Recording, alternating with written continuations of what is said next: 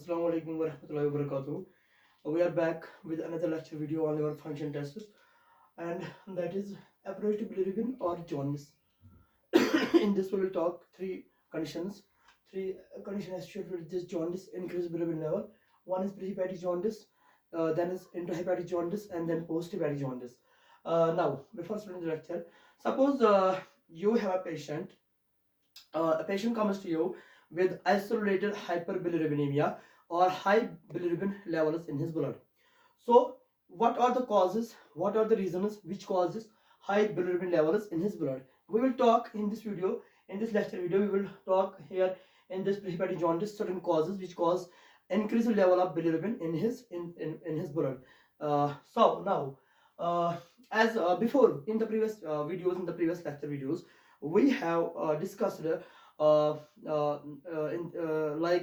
was elevation in alkaline just alanine aminotransferase and aspartate aminotransferase AST and ALT predominantly. There was elevation in GGT and alkaline phosphatase predominantly, and now we are going to discuss this increase in bilirubin level in blood predominantly. So in this video now, there are some reasons, there are some causes which cause this.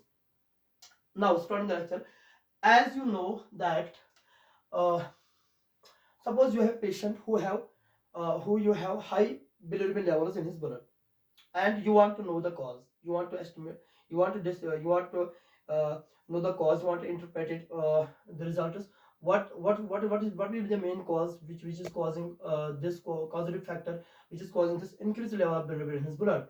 Okay, now there are certain conditions necessary with it, like the one we will discuss here is this here is macrophage. Okay, before that, the topic is pre-hepatic jaundice. Pre-hepatic jaundice, as you know, jaundice. What is jaundice? It is yellowish discoloration. Yellowish discoloration of skin. So when bilirubin molecules start depositing in skin and sclera of eyes, there is yellowish discoloration in sclera of eyes and skin. Skin is yellow discolored, so that is jaundice because of high bilirubin levels in blood. Now, here you have this macrophage. This is macrophage or big eater. Macrophage is responsible, as you know, for phagocytosis. It is a process of engulfing some bacteria, some viruses, or some damaged tissue cells, or cellular content, cellular debris, or these RBCs. Okay, macrophage also eats RBCs, damaged RBCs, or old worn out RBCs. As you know that RBCs average lifespan is 120 days, and for transfused blood or oxalated blood, which is transfused blood, it is 75 days. But for normal average lifespan of RBC is 120 days. After that, they are sent out the reticular endothelial system, where in spleen, where they are broken down. Okay, so in the spleen there are macrophages which break down these old damaged RBCs. Suppose there is an RBC here, like this is RBC which is taken inside this macrophage. This is an RBC. Okay, this is an RBC. Suppose this is an RBC, it is biconcave. RBC is biconcave. Okay, this is RBC, and this is old RBC, old worn out RBC, are damaged due to some cause. So this will be taken up by the macrophage and broken down. This will be taken up by the macrophage through phagocytosis and broken down. So macrophages break down RBCs. Macrophages break down RBCs when there is condition like hemolysis. So RBC is broken down, and it is broken down. It releases some contents like RBC contains hemoglobin. Heme part is converted to bilirubin. Heme part is converted to bilirubin, and globin part is hemoglobin. Globin part is converted to amino acid. Now this RBC, this macrophage black in color, and this RBC here red in color. This RBC is now taken up by the macrophage through phagocytosis and it breaks down RBC and releases amino acid and bilirubin. Now, this bilirubin molecule here,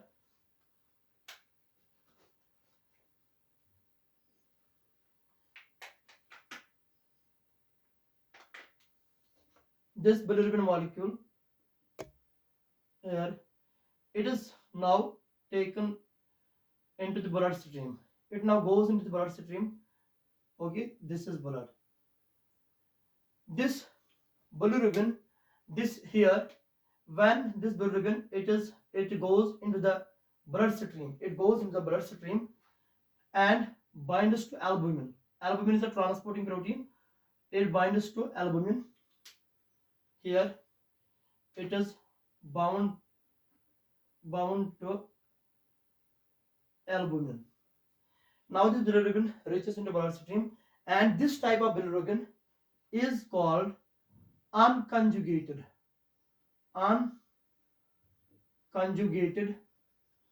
bilirubin, or IBILI, indirect bilirubin. In short we write IBILI. This is unconjugated bilirubin or indirect bilirubin. Now this unconjugated bilirubin or indirect bilirubin is not in blood vessel, is not in blood stream. Okay. Now this bilirubin, which is unconjugated, okay, bound to albumin, this will be now transferred. This can go now. It will circulate into the blood and will reach to liver. This will go to liver, where it is metabolized. In the liver, it is metabolized. There is the conjugation process of this bilirubin. In the liver, this unconjugated bilirubin, when this goes into the liver, when it is transported within the liver, into the liver, within the liver hepatocytes by albumin transporter protein, there is metabolism of the bilirubin. There is conjugation process of the bilirubin. Conjugation occurs. Okay. Now, here we say this is bilirubin. This is bilirubin molecule. Here it binds to the transporter. Here it binds to the transporter. Now this is unconjugated bilirubin or indirect bilirubin. Now there will be conjugation, and this bilirubin will be taken into the liver hepatocyte, liver cell, and there in the liver cell it reacts with a specialized enzyme. It reacts with specialized enzyme here in black, like a joker. I have just made it here on whiteboard in the cell. This is UGT, UDP glucuronidtransferase, UGT enzyme. This bilirubin molecule here, which is unconjugated, or IBILI, it now reacts with UGT enzyme. UGT enzyme, what it does to bilirubin? UGT enzyme adds glucuronate onto bilirubin. UGT enzyme adds one special molecule called glucuronate. UGT enzyme adds on glucuronate to indirect unconjugated bilirubin previously to bilirubin, and this is now conjugated bilirubin. This is now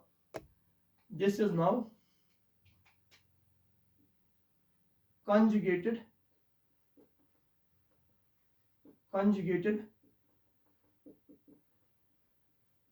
bilirubin, or direct bilirubin. This is now conjugated bilirubin. This molecule here, blue and red.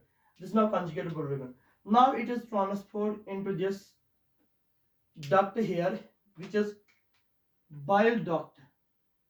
This is transported here in bile duct. This conjugated or direct bilirubin. It is now transported into the bile duct. Now, when a patient comes to you who has hyperbilirubinemia, high bilirubin levels in his blood, you order some on physical exam. You may notice jaundice, yellowish discoloration of CKs. You may order this LFT, liver function test. Okay, then you will check that his total bilirubin is increased. Total bilirubin is increased. Now you want to find out which one is increased. Which one is increased? Is it unconjugated bilirubin which is increased, or is it direct bilirubin which is increased? Okay. Now here it is total bilirubin. Total bilirubin. Total bilirubin, and total bilirubin here it is high, elevated. It is elevated. Total bilirubin is increased, and this total bilirubin, when there is increase in total bilirubin, you ordered LFT of the patient, liver function test of the patient. You have done liver function of the patient, and you came to know, you find out that there is increased level of total bilirubin in his blood. Now this total increase can be due to conjugated bilirubin. Conjugated bilirubin may be increased here, or this can be due to unconjugated or indirect bilirubin, which may be elevated here. This unconjugated or indirect bilirubin which may be increased, or both can be increased. Both may be increased. This total bilirubin, it may be due to unconjugated bilirubin or indirect bilirubin.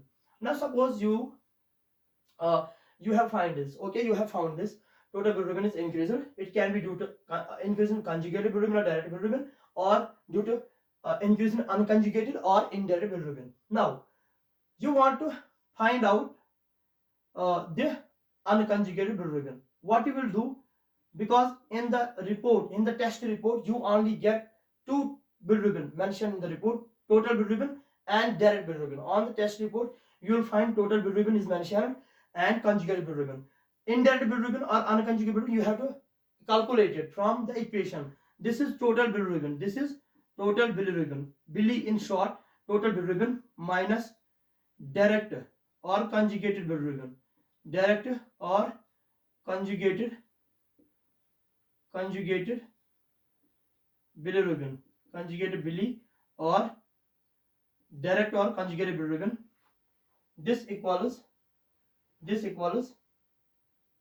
I bili. Indirect bilirubin or unconjugated bilirubin. Unconjugated bilirubin. Now you have found this, that there, this equation here, you have total bilirubin minus direct or conjugated bilirubin, and you get indirect bilirubin.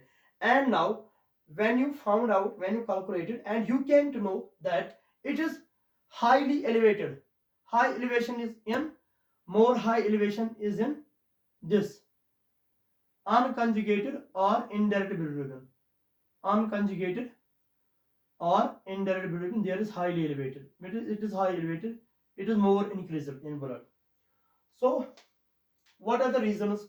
Now what we will discuss, what are the causes which can cause this unconjugated or indirect bilirubin elevation in our blood.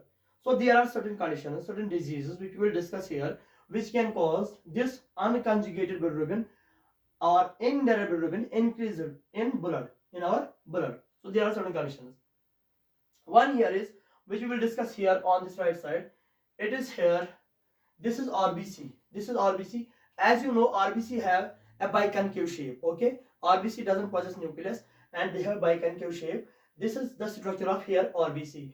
It is a cross section of RBC. We have cut the RBC in half, and it is one half. It is cross section in order to build this structure here. So this is RBC. When there is hemolysis or hemolysis, when there is hemolysis, okay, let us write in clear way. When there is hemolysis, what is hemolysis? It is breakdown of RBCs, RBC, which is caused due to some many reasons. Here RBCs are broken down. When there is hemolysis, RBCs are broken down, and these RBCs release some substances, some enzymes or chemicals. They release certain substances. When this RBC is here broken down, it releases hemoglobin. Okay, HB Hb in blood when RBCs are, because RBCs contain hemoglobin, when RBCs, lot of RBCs, when hemolysis occurs, breakdown of RBCs occurs, RBCs release hemoglobin level in the blood will drop. Hemoglobin, because RBCs contain hemoglobin, this will drop. See how hemoglobin, actually this will increase, but see how hemoglobin level will, it may seem that it may be increased, but it decreases, hemoglobin level decreases. Now you will see how hemoglobin level decreases. And there is one enzyme which is called LDH. LDH is highly elevated. LDH is, this is a liver enzyme. Okay, this is an enzyme. Sorry, not liver enzyme. This is an enzyme, LDH, lactate dehydrogenase, which in severe liver injuries this can also get elevated, or in when there is hemolysis, when there is some sort of lysis, this LDH enzyme gets increased in our blood. There is increased level of LDH. There is decreased level of free hemoglobin in blood. There is increased level of LDH, and this one, the third one, which RBCs will release, there is here, there is, this is heptoglobin. Heptoglobin is a protein. Heptoglobin is a protein which binds on to hemoglobin. When RBCs, lot of RBCs are broken down, when lot of RBCs are broken down, this RBC is broken down, it releases hemoglobin. There is less availability of hemoglobin in our blood and more LDH in our blood. Heptoglobin is going to decrease. Levels of heptoglobin will be low, because when RBCs are broken down, the hemoglobin level drops, because hemoglobin is bound with heptoglobin. Heptoglobin binds to hemoglobin. Heptoglobin is a protein which binds to hemoglobin, and hence hemoglobin level also decreases and heptoglobin molecule levels also decrease. So this is in hemolysis. When there is hemolysis, when there is indirect, I believe, indirect bilirubin, when there is high levels of indirect bilirubin blood, as in this occurs in hemolysis. Okay, so this triggers the hemolysis. Here in hemolysis also trigger some another condition, which is reticulocytosis. Due to hemolysis, there is, due to hemolysis there is reticulocytosis. There is reticulocytosis. Reticulocytosis. What does this mean? You know, our bone marrow is the site for hematopoiesis, blood cell formation, and RBCs are also formed in our bone marrow. So when there is a lot of this breakdown of RBCs in our body occurs, when there is a lot of hemolytic reactions going on in our body, a lot of hemolysis occurs. That means a lot of many RBCs are broken down. What our bone marrow does that time, what can our bone marrow do that time? There is a signaling mechanism which goes to the bone marrow through negative feedback mechanism. Signal goes to bone marrow, hey bone marrow, just there is a lot of RBCs are broken down, a lot of RBCs are destroyed, just try to make many RBCs, just send out many RBCs, because when there is a lot of RBCs are broken down, destroyed, bone marrow gets to start making new RBCs. New RBCs are made in the bone marrow. This is, suppose this is bone marrow here, this is bone marrow. Sorry, I am not good at drawing. This is bone here. Lot of RBCs, new RBCs are made in bone marrow, bone marrow. So signal comes from the body that there is lot of destruction of RBCs. Now bone marrow starts to make or replenish RBCs, because it wants to compensate the lost RBCs which were lost in hemolytic reactions. So bone marrow starts to make RBCs, many RBCs. But the RBCs, the time they are made, they are just released into the bloodstream. They are just released. There is no proper time for their differentiation and development. So RBCs are, look, when RBC is formed in our, when there is erythropoiesis, there are certain stages by through which we can get matured RBC, matured erythrocyte. So there are certain stages, certain developmental stages, certain differentiation occurs. Then we will get a matured RBC, matured cell, which doesn't have any nucleus. But Due to some due to this fast formation of RBCs and then soon releasing into the bloodstream, they are they release immature cells. These cells are not the RBCs. These are not matured enough, and they are immature cells. Immature cells. Immature immature cells called reticulocytes. Reticulo reticulocytes. So you will find in a patient with indirect hemoglobin bilirubin increase, when you will find in a patient who has this indirect or unconjugated hyperbilirubinemia, you'll find that their hemoglobin will be low, LDH will be increased, hemoglobin will be low in blood, but reticulocytes, you will see reticulocytes will be more, they will be elevated in blood stream. There will be more number of reticulocytes. Reticulocytes will be more in blood, in our blood stream, in the patient who has this indirect bilirubin levels highly elevated in blood. He may have less hemoglobin if we do a, or if we do just CBC, and if we do enzyme study, then we will find that LDH is highly elevated, haptoglobin molecule, protein molecules are low, but reticulocytes are increasing. This suggests that there is some hemolytic reaction or hemolysis occurs in his blood, in his body. Sorry. Another thing we will talk here is that when these RBCs are busted open, they are broken down. These RBCs. So when these RBCs are destructed, they are broken down. This is a RBC. Suppose here. This is a RBC. Suppose here. This is a RBC. Now this RBC is broken down. This is a RBC. Okay. Now this RBC is broken down. It is broken down. This will appear like this. It is broken down. Okay. This is broken down, and it may appear like this. This cell, when RBCs are broken down, if we check PBF, peripheral blood smear of the patient, if we check PBF, this, if we check PBF, peripheral blood smear, what does it mean, peripheral blood smear? This is the peripheral blood which is in the limbus. Okay, we will take one syringe of blood or 5 ml 2 ml of blood from his arm, and we will make a smear. We will make a smear on a slide. This is slide, this here is slide, and we made a smear, peripheral blood smear, and we will go and look on through microscope. What we will find on microscope? We will find some cells, busted open RBCs. This busted open RBCs like this, and they are called on peripheral blood smear of these patients.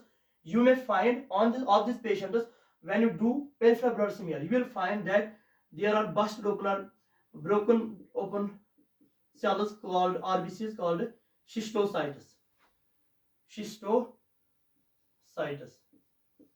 Schistocytes. So now a patient comes to you and you ordered some tests, and you find that there is low hemoglobin, highly elevated indirect bilirubin, and there is low hemoglobin, LDH is elevated, haptoglobin is low, schistocytes are positive, there are schistocytes, there is reticulocytes are elevated, schistocytes on peripheral blood smear. On peripheral blood smear, you will notice schistocytes, you will see schistocytes, then you may think of that it is hemolysis. Some hemolytic reactions are going on in that body. So this is one condition, okay, by which hemoglobin can be increased in blood stream. This is the one condition, hemolysis, which can cause increased level or elevation in indirect bilirubin in our blood. Now the second cause. Second cause is this. You see here, this was the bilirubin. This was the bilirubin which came from broken RBCs, and now it entered the blood stream. Now it binds onto albumin. Now it is called unconjugated or indirect bilirubin. But soon it is transported to liver, like here here we have made this liver hepatocyte. When it is transported to the liver, this is the liver hepatocyte, liver cell. It is transported to the liver and it is conjugated. But this, how it is transported into the liver? How it is? This bilirubin from blood stream, from blood vessel, it is transported into liver cells. It is transported into liver cells by a special protein called transporter. This is a transporter here. Transporter. molecule. This is transporter. This transporter, this bilirubin binds on this transporter and it is transported into the cell. But now what happens? There are certain drugs, certain medicines. You have to check patient's medication history first. You have also to check patient's medication history in order to evaluate is it from whether this increased bilirubin level, maybe this may be from some certain drugs, certain medicines. You have to check patient's medication history. There are certain drugs which cause this transporter inhibition, which inhibit these transporters. There are some drugs which this is here transporter, this is here transporter, this is here transporter, this is transporter. There are some drugs which cause transporter inhibition, transporter inhibition, or those drugs are transporter inhibitors. The transporter, this transporter is in the membrane of liver hepatocyte. Okay, this is transporter. There may be transporter inhibition. Transporter inhibition means transporter is stopped. It is stopped from its activity of transporting bilirubin into the liver hepatocyte. There may be transporter inhibition or transporter inhibitor will be present, like certain drugs. Two drugs they have been studied so far. Two drugs have been studied which cause transporter inhibition. One is rifampin. Rifampin is a medicine. Rifampin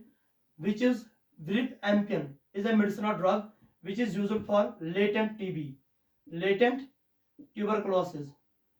Rifampin is a drug which is used for latent tuberculosis, latent TB. Another drug is probenecid.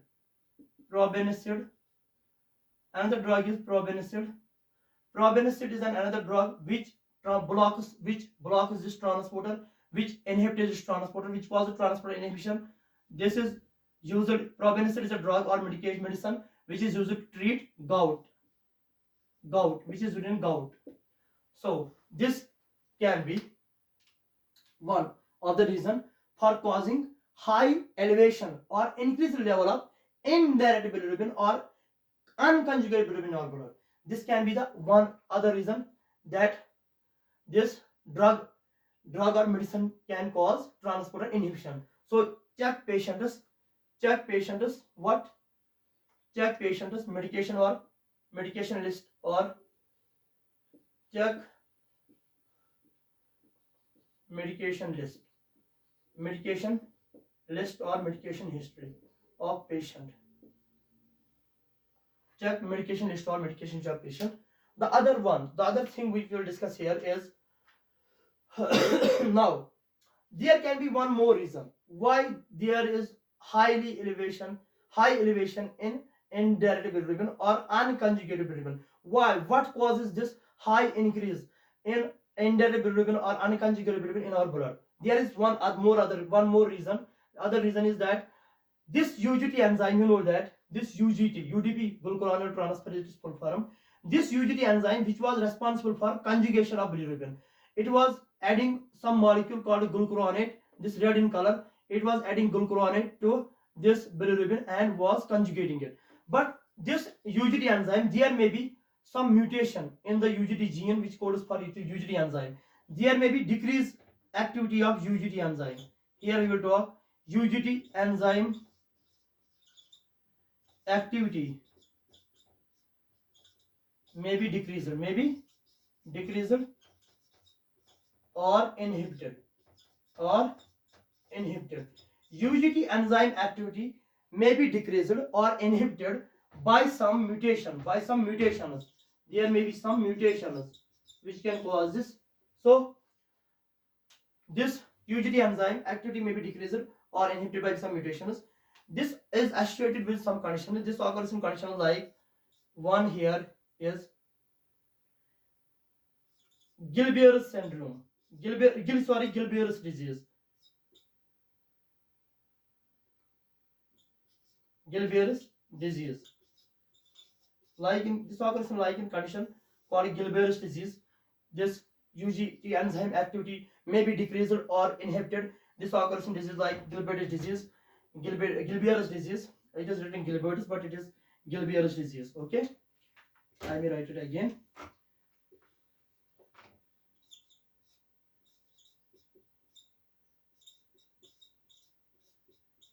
Gilbert's disease. The other condition is this Gilbert's disease. This occurs. This is occurring due to lot of when there is lot of stress, lot of stress, anxiety, and decrease amount of sleep. Decrease sleep. When there is decreased amount of sleep, lot of stress, anxiety, this triggers this Gilbert's disease. Another condition is this occurs in children. This is Crigler-Najjar syndrome. These two decrease. In these two, usually enzyme activity is decreased or inhibited. That also causes this usually enzyme activity which is decreased or inhibited. Means usually enzyme is not now able to conjugate this bilirubin molecule. So this causes increased level of indirect bilirubin in our blood, or elevation in indirect bilirubin or unconjugated bilirubin in our blood. So hope you understood the lecture very well. So thank you. Hit the like button, subscribe, share, and in the next video we will meet again. Thank you.